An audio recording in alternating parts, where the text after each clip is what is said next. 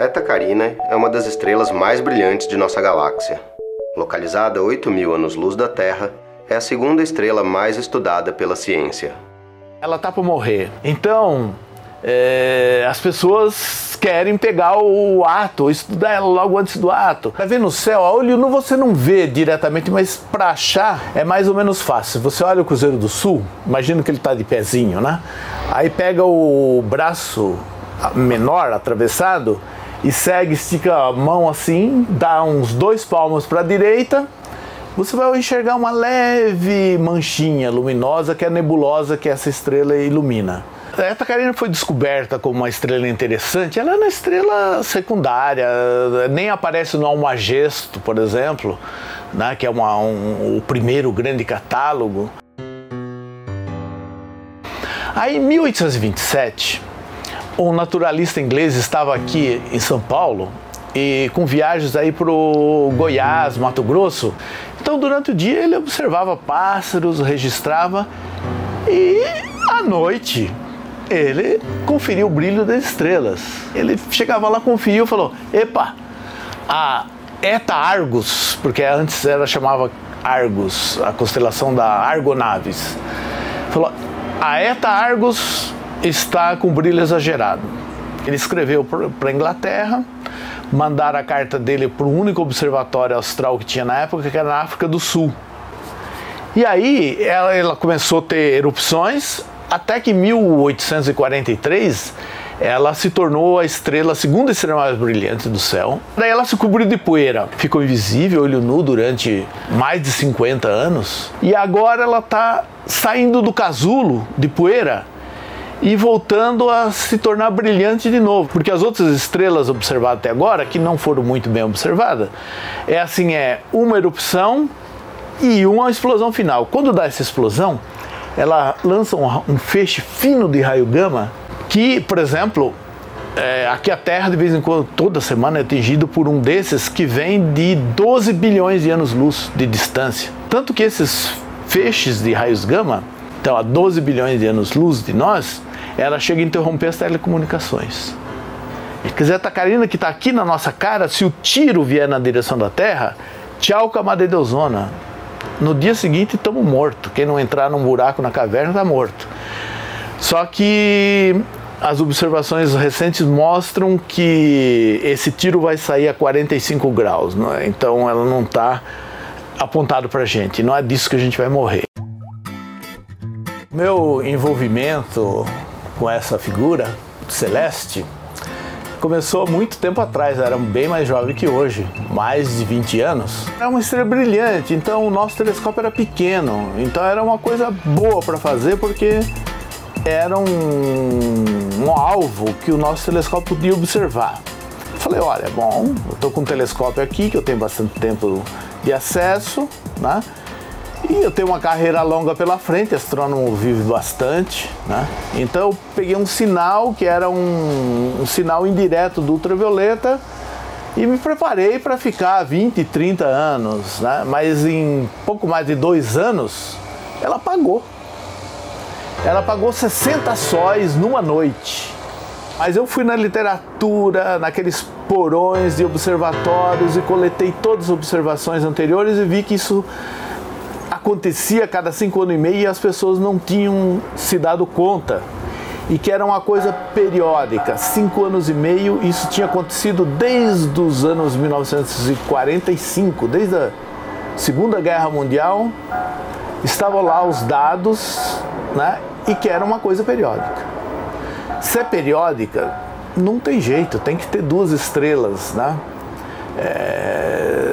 Não existe outra forma de explicar um fenômeno assim com a periodicidade de relógio. Quando eu falei que Eta Carinae era uma estrela dupla, o referido artigo não queria deixar publicar. Aí o editor falou: não, a coisa é tão interessante, e ele está pondo a corda no pescoço. Ele falou que 10 de dezembro de 1997 vai acontecer de novo. Isso é ciência, uma coisa testável. O cara põe a corda no pescoço, a gente tem que publicar. Aí, 10 de dezembro, eu estava nos Estados Unidos, eu obtive uma observação aqui no sul de Minas e tinha apagado. Quando nós fizemos esse primeiro modelo de Eta Carina com sistema duplo, a ideia é que fosse um eclipse, mas demorou demais. Então, um eclipse, um mês de eclipse já é coisa demais. E ali tinha se passado 6 meses para a estrela voltar ao normal. Então, ficou claro que não era, mas tinha que ser eclipse, porque começa certinho, né? Então, nós descobrimos que essa segunda parte não era um eclipse. Então, tinha dois fenômenos ligados. Começa como um eclipse, mas no meio do eclipse acontece um outro evento, o que nós descobrimos que era um colapso.